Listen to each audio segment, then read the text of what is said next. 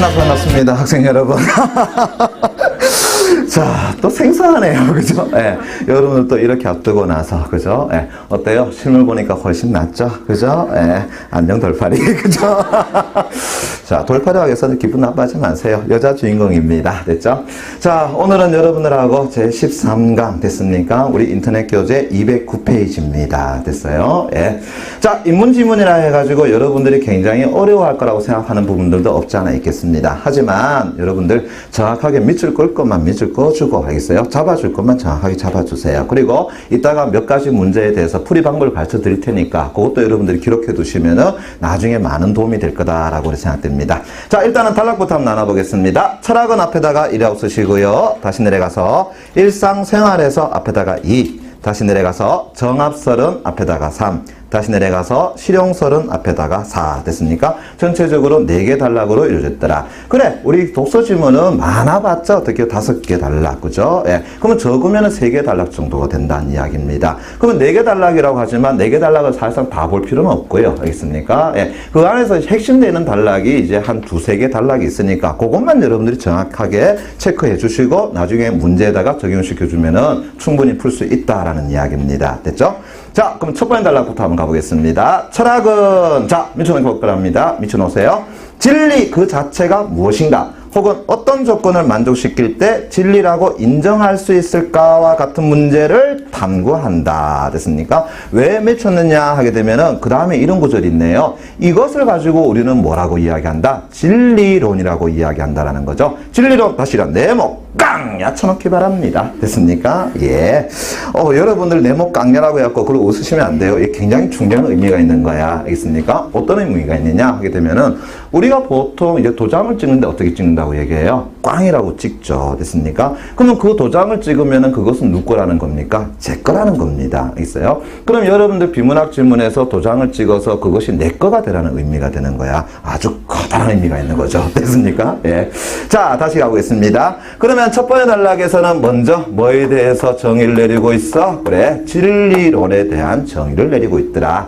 그래서 진리라는 것은 다른 것이 아니라 진리 그 자체가 무엇이냐? 그 다음 어떤 조건을 만족시킬 때 진리라고 인정할 수 있을까와 같은 문제를 탐구하는 것, 이것을 우리는 진리론이라고 이야기한다는 거죠. 자, 그 중에서 자, 다시 몇 줄 쫙 쳐볼까요? 가장 많이 검토된 진리론은 어떤 것이 있다고요? 대응설, 정합설, 실용설이 있더라. 그 밑줄 쫙 쳐놓기 바랍니다. 됐나요? 그러면 다시요. 진리론에는 여러 가지가 있겠지만 그래도 대표적인 것을 3가지 정도 잡으라 그러니까 그래, 대응설이라는 것이 있고 그 다음에 정합설이라는 것이 있고 그 다음에 실용설이라는 것이 어떻게 해요? 있더라라는 거죠. 됐습니까? 그럼 이제 물어봅시다. 그 다음에 뭐에 대한 설명을 해나가겠다라는 거야? 그래, 바로 이 진리론의 이 3가지 종류에 대한 설명을 해나가겠다라는 거죠. 됐습니까? 그렇다 그러면 우리는 이 부분을 가지고 뭐라고 이야기할 수 있을까? 그래, 논제 혹은 화제를 어떻게 제시한 부분이다라고 이야기할 수 있겠죠. 논제, 화제 부분은 여러분들이 반드시 잡아주셔야 돼요. 왜요? 뒤에 어떤 문제 나오는데 윗글에 표제, 부제에 관한 문제거나 아니면 중심 내용에 관한 문제거나 했을 때 그것은 결국 뭘 묻는 거라고요? 논제를 묻는 문제다라는 거 잊지 마세요. 알겠습니까? 예.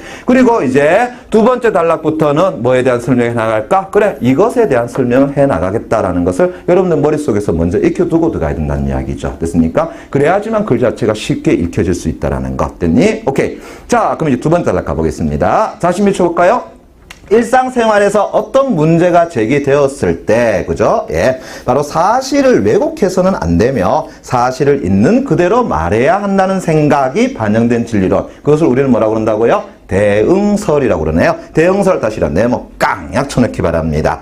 자, 그러면 두 번째 단락에서는 먼저 뭐에 대해 설명하고 있더라? 그래, 대응설에 대해서 어떻게 설명하고 있더라라는 것. 그죠? 그러면 대응설이라는 것은 무엇이냐? 어떤 문제에 있어서 사실을 왜곡해서는 안 되며 그 사실을 있는 그대로 어떻게 드러내줘야 된다라는 것. 됐습니까? 그래서 사실이 있다 그러면은 그 사실을 있는 그대로 어떻게 한다고요? 그래, 드러내야 된다라는 거. 그것을 우리는 뭐라고 볼 수 있겠다? 대응설이라고 이야기할 수 있겠다라는 거죠. 됐습니까? 예. 그래서 여러분들이 저를 봤을 때 대응설이라고 한다면 뭐가 되겠습니까? 그래, 사실 있는 그대로 보세요. 그죠? 예. 누구 닮았다요? 그래, 정설리. 이래 되겠잖아요. 그죠? 예.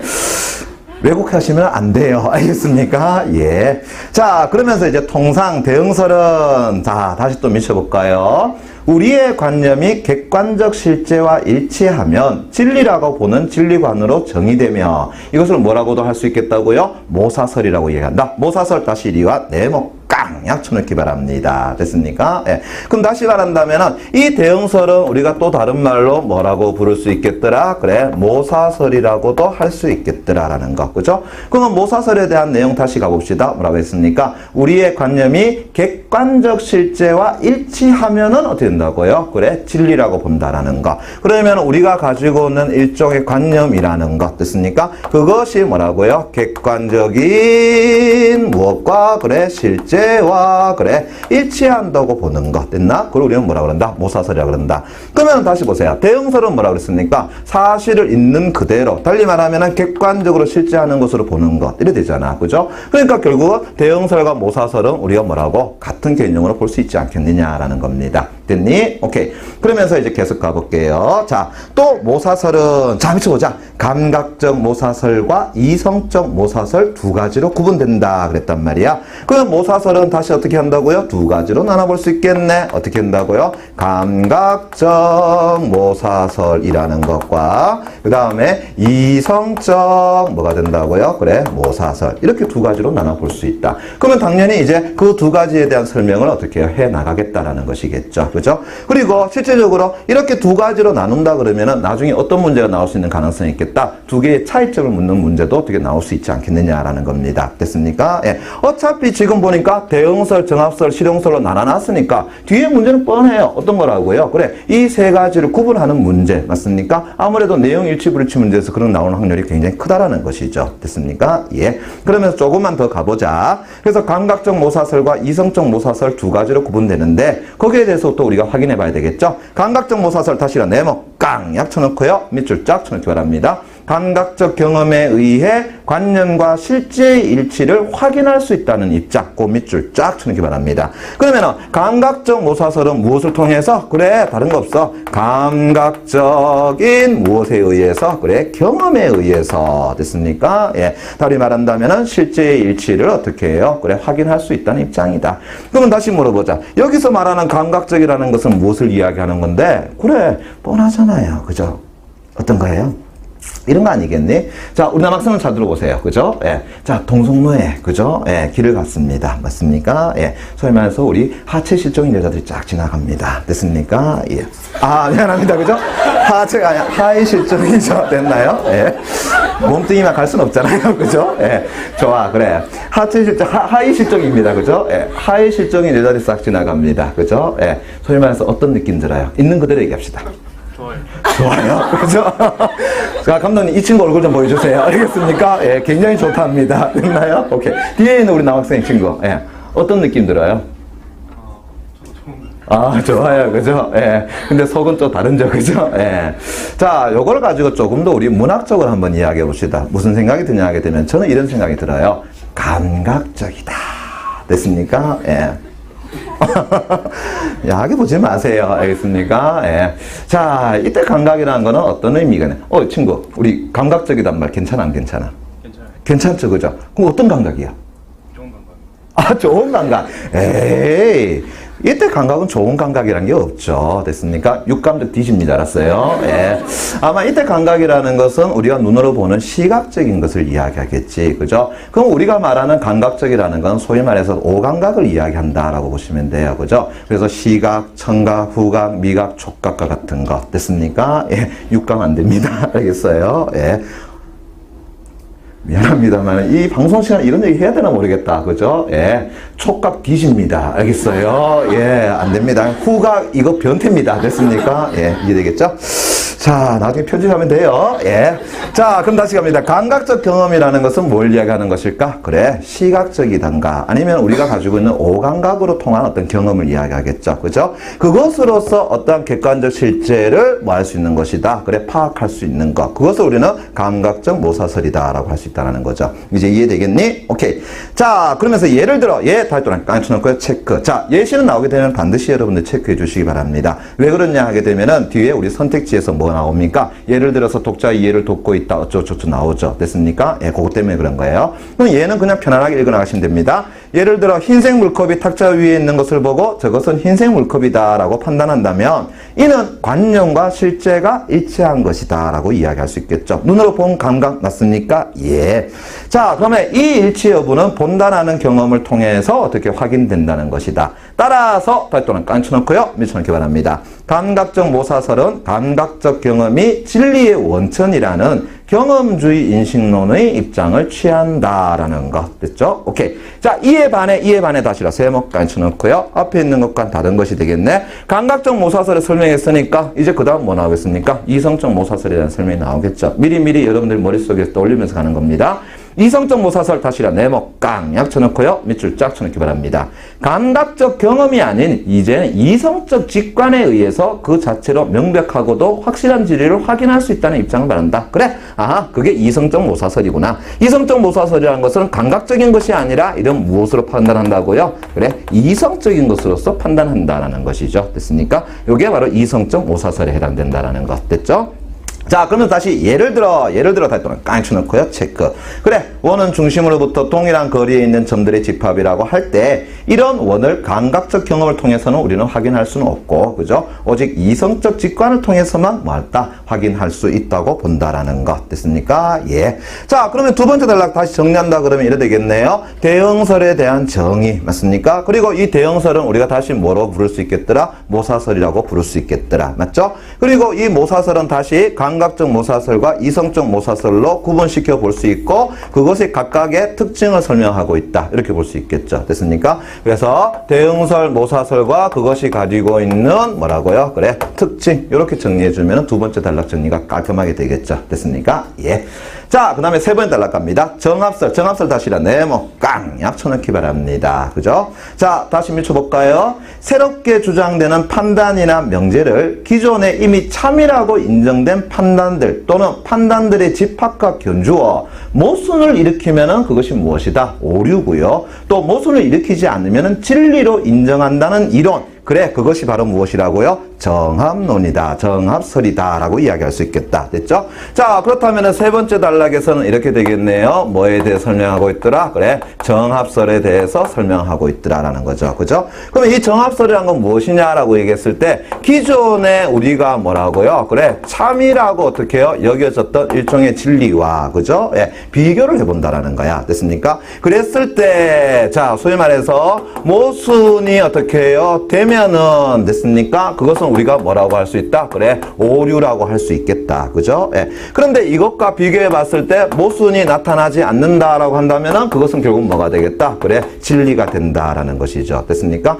이걸 우리는 뭐라 그런다고요? 정합설이라고 이야기한다라는 거. 됐습니까? 예. 그렇게 여러분들이 정의 잡아주시면 될 것 같고요. 그 다음에 1 플러스 1은 2이고 앞에다가 뭐라 적어줘 볼까? 그래, 예를 들어 라고 적어줘 볼까요? 됐습니까? 그래, 예를 들어서 1 플러스 1은 2다. 그 다음 1 플러스 3은 4다. 됐습니까? 예. 어때요? 그래, 이건 참인 것이겠죠. 그죠? 그럼 다시 물어볼게요. 2 플러스 2는 뭐가 돼야 됩니까? 4A 창문 이래 되죠. 미안합니다. 그죠?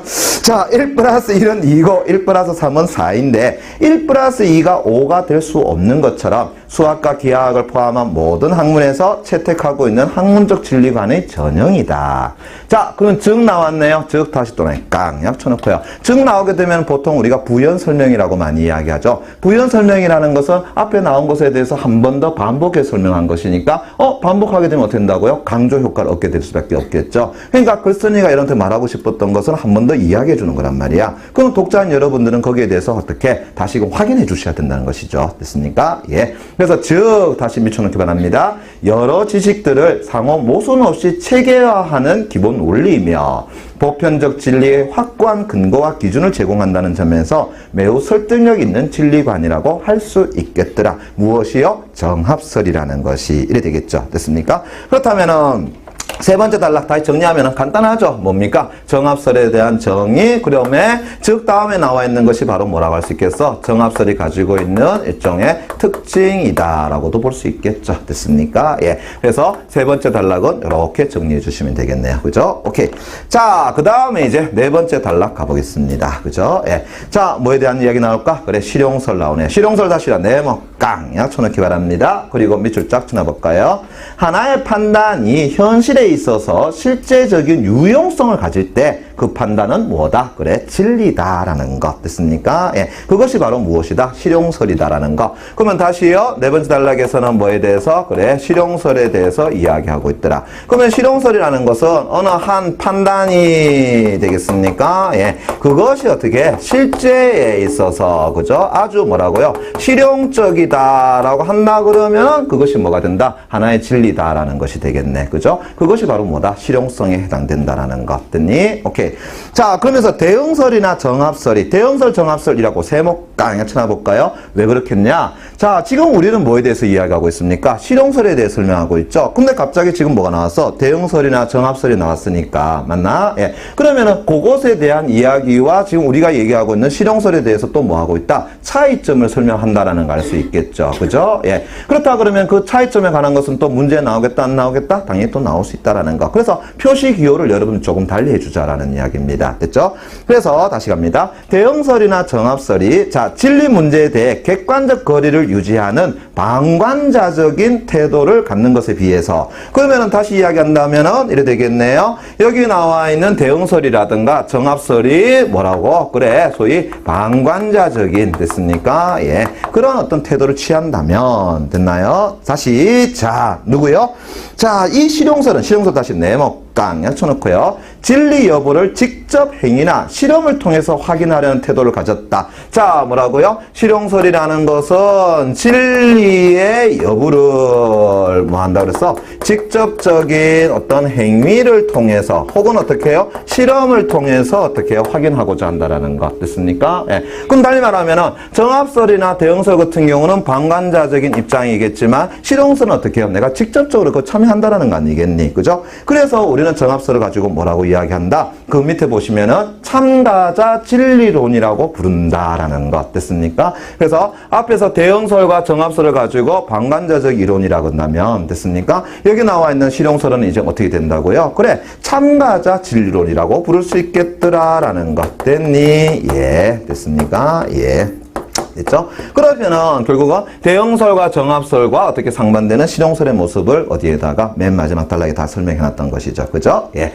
자, 그러면 다시 가보겠습니다. 예를 들어, 다뚜랑 깐쳐놓고요. 체크. 됐나요? 돌멩이와 같은 물체를 45도 각도로 위로 향해 던지면 포물선을 그리며 떨어진다라는 명제가 있다면 실용설은 실제로 그렇게 실험을 행해 보면 진리 여부를 확정할 수 있다는 입장이더라라는 것. 됐습니까? 예. 예를 들면 김상규 선생이 누굴 닮았다? 이종석이를 닮았다라는 어떤 하나의 명제가 있다면, 그죠? 내가 직접 뭐 해보는 겁니까? 그래, 사람 배 갈라보면 되겠죠, 그죠? 예. 그러면 안 되겠죠, 그죠? 예. 그래서 비슷한 두 권을 한번 써봤다, 그죠? 그랬더니 어떻게 된다고요? 진짜 닮았더라, 그죠? 예. 그래 되면 어떻게 된다고요? 이것이 하나 진리가 되는 거야. 있습니까? 예. 됐나요? 예. 자, 미안합니다, 그죠? 예. 웃기려고 해봤는데 여러분들 저를 죽이려고 보고 있네요. 자, 즉, 다시 갑니다. 즉, 달동안 깡! 약 쳐놓고요. 밑줄 쫙 쳐놓기 바랍니다. 어떤 신념이나 판단이 그것이 예상하였던 결과를 가져다 주어야 어떻게 된다고요? 진리로 인정된다는 것이더라라는 것. 됐습니까? 예. 자, 그래서 실용설은 진리를 단지 사고로만 논하는 추상성과 관념성을 벗어나 미지에 대한 도전적이고 실천적인 지성의 모습을 잘 보여주기 때문에 대표적인 진리론 중 하나로 인정할 수 있겠더라라는 것. 됐습니까? 예. 그래서 맨 마지막 단락에서는 실용설에 대한 정의, 맞습니까? 그러면서 실용설과 대응설과 정합설의 차이점, 맞습니까? 그러면서 실용설이 가지고 있는 특징적 요소에 대해서 설명하고 있다. 이렇게 볼 수 있겠죠. 그죠? 예. 그래서 전체 지문을 가만히 살펴보니까, 그래, 첫 번째 단락 내용이 뭐가 된다? 논제라는 거 바로 확인되고, 그래서 두 번째, 세 번째, 네 번째 단락에서는 앞에 제시했던 것에 대한 각각의 정의와 그 특징 특징은 어떻게 전체로 다 살펴봤다는 걸 알 수 있겠죠. 이제 이해되겠습니까? 예. 자, 그래 놓으면은 이제 문제 풀어가기 굉장히 쉽죠. 밑에 1번 문제 바로 보도록 합시다. 됐나요? 윗글의 서술 방식으로 가장 적절한 것은 이라고 이야기했습니다. 됐죠? 예. 자, 서술 방식 밑줄 쫙 쳐놓기 바랍니다. 서술 방식이란 거는 우리가 일종의 글쓰기 방식을 이야기하는 것이지. 됐나요? 그렇다면 이런 문제는 선택지에서 뭐 적어주면 된다? 주요 키워드만 여러분들 적어주시면 된다라는 것. 그죠? 그동안 계속적으로 여러분들 설명해 드렸던 부분입니다. 그러면 키워드 되는 것만 제가 밑줄 보겠습니다. 그죠? 잘 따라오시기 바랍니다. 선택지 1번, 현상의 원인을 분석한다. 밑줄 쫙 쳐놓고요. 두 번째, 대상과 관련된 여러 이론들을 사례와 함께 제시. 밑줄 쫙 쳐놓고요. 예상되는 반론을 비판한다. 밑줄 쫙. 기존의 관점 옹호. 다시 밑줄 쫙. 그 다음에 통념에 대한 문제 제기. 밑줄 쫙. 근거를 들어가며 주장 펼쳐. 밑줄 쫙. 그 다음에 개념 정의. 밑줄 쫙. 대체할 수 있는 주장을 소개. 밑줄 쫙. 그래, 지금 여러분들이 밑줄 쳐놓은 것이 바로 뭐가 된다? 선택지에서 우리가 살펴줘야 되는 일종의 글쓰기 방법이었다라는 것이죠. 그래서 그것이 맞나 안 맞나를 살펴주면 끝난다라는 거야. 근데 이래 보니까 답 쉽게 나오죠. 몇 번이라는 거 알 수 있습니까? 2번이라는 거 바로 확인되겠죠. 그죠? 그래서 첫 번째 단락에서 얘기했던 각각의 어떤 진리론에 해당되는 것에 대해서 뭐 했다? 그래, 제시해주고 정의를 해주고 그 다음에 거기에 대해서 여러분들 쉽게 이해하라고 예시까지도 다 들어줬다라는 것 됐습니까? 그렇다면 답은 2번 이렇게 보시면 되겠죠. 됐나요? 오케이. 자, 그 다음에 2번 문제 바로 넘어가 보겠습니다. 자, 2번 문제. 자, 저는 개인적으로 이렇게 생각합니다. 모든 문제를 해결하는 데 있어서는 문제 자체 내에서 일종의 실마리가 존재한다. 이렇게 봅니다. 있어요? 특히 2번 같은 문제가 대표적인 거 아닌가 싶은 생각이 드는데요. 자, 보세요. 기억과 니은의 공통점으로 가장 적절한 것은 이랬다. 기억은 바로 뭡니까? 감각적 모사설이고요. 맞습니까? 니은은 보니까 뭐라고 돼 있어? 이성적 모사설이라고 돼 있단 말이야. 그죠? 그러면은 문제에서 뭐라고 했어요? 공통점으로 가장 적절한 거. 그럼 보자. 자, 감각적 모사설과 이성적 모사설의 공통점은 뭔데요? 둘 다 뭐라는 겁니까? 그래, 모사설이란 거 아니야. 됐습니까? 그러면 결국은 이 문제는 바꾸면 이래 되겠네요. 다음 중 모사설에 대한 설명으로 적절한 것. 이거잖아요. 됐습니까? 예. 이제 이해되시겠나요? 그래서 문제를 여러분들이 정확하게 보는 것이 굉장히 중요하다라는 거. 그거 잊지 마세요. 그러면 이제 선택지 1, 2, 3, 4, 5번 가운데에서 모사설에 대한 설명 잡아놓는 거. 그거 한번 찾아보세요. 그죠? 몇 번이 되겠습니까? 선택지 3번이라는 거 바로 알 수 있겠죠. 그죠? 앞에서 우리 모사설에 대한 정의 잡아줬었죠? 뭐라고요? 우리가 생각하고 있는 관념과 객관적 실제가 일치할 때, 맞습니까? 그것을 우리는 진리라고 부르는 것이었더라. 맞습니까? 잘 모르겠으면 다시 몇 번의 단락 가보면 된다고요? 두 번째 단락 들어가서 확인해 보시면 되는 부분이 되겠죠. 됐습니까? 그러면 선택지 몇 번이 답이 되겠다? 3번이 바로 답이 된다는 거 확인될 수 있겠죠. 그죠?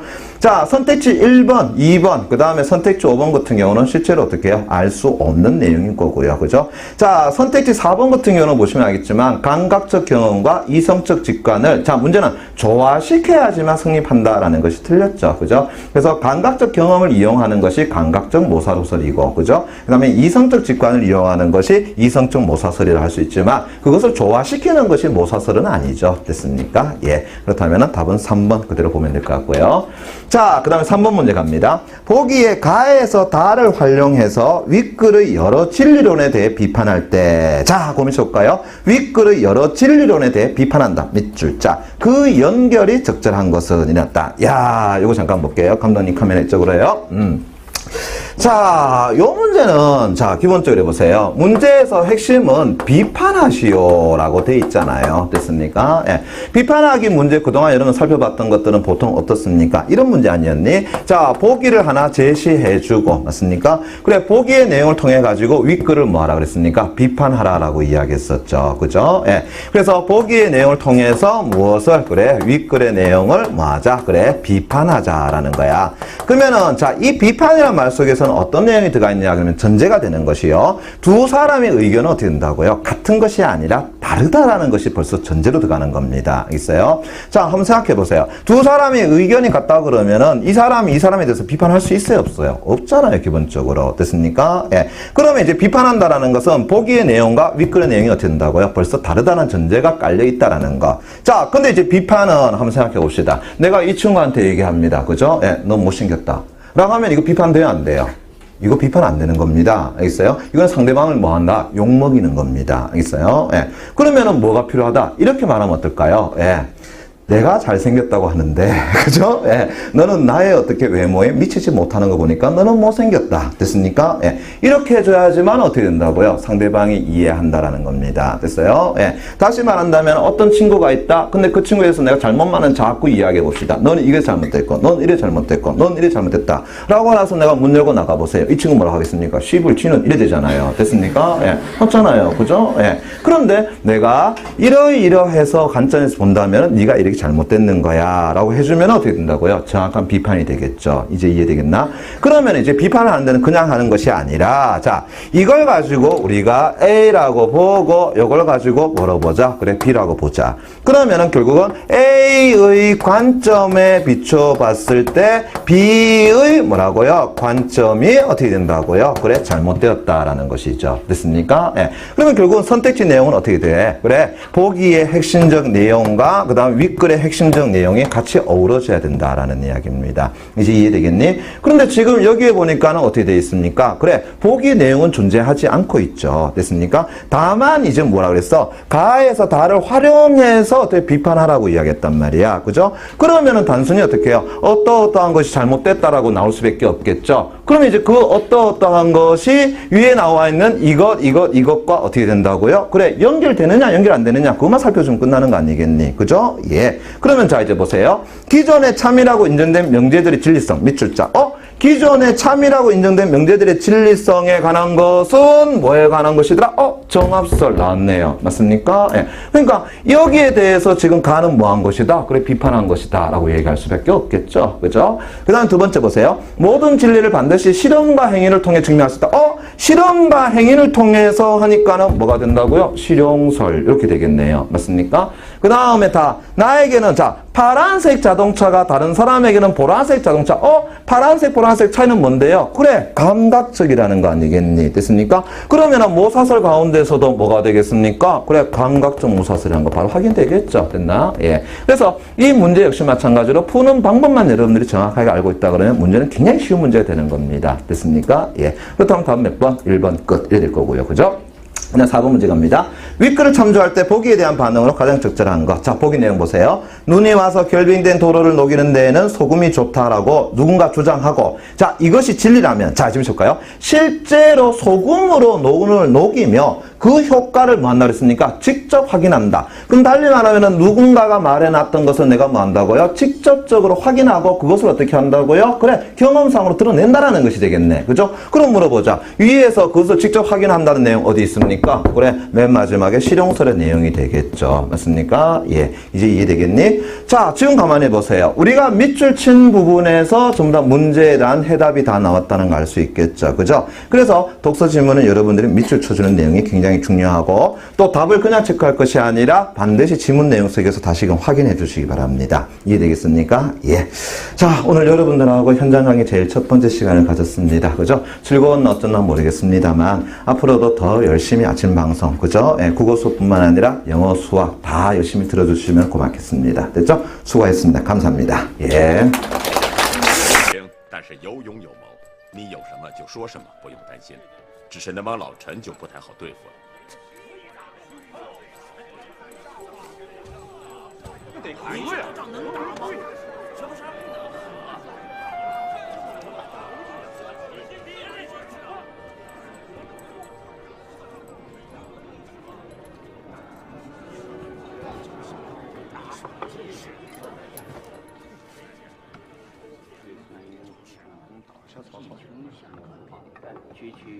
但愿他能提出什么破曹的良策。曹操这次是真的来了，强弱悬殊，这仗怎么打呀？这仗怎么打呀？没法打。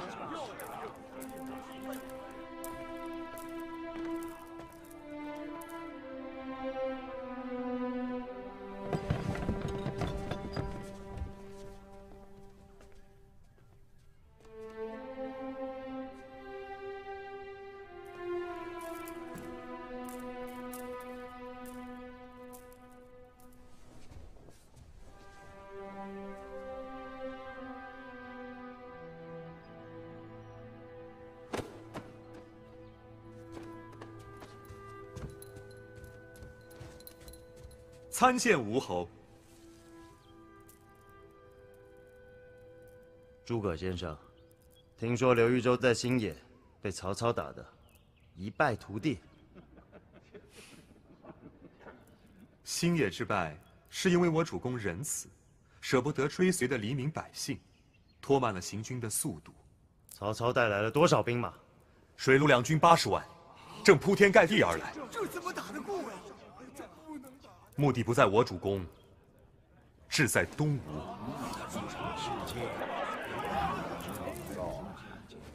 吴侯坐拥江东6郡，人才众多，如果有决心与曹操对抗的话，及早备战。主公，不能打呀！老主公在世的时候，曾经再三的嘱咐老臣，万事莫如保全江东百姓啊！主公，不能打呀！对，主公，不能打呀！也对，投降也好，如果没胆量，早投降早好啊，免得大家终日惶惶恐恐。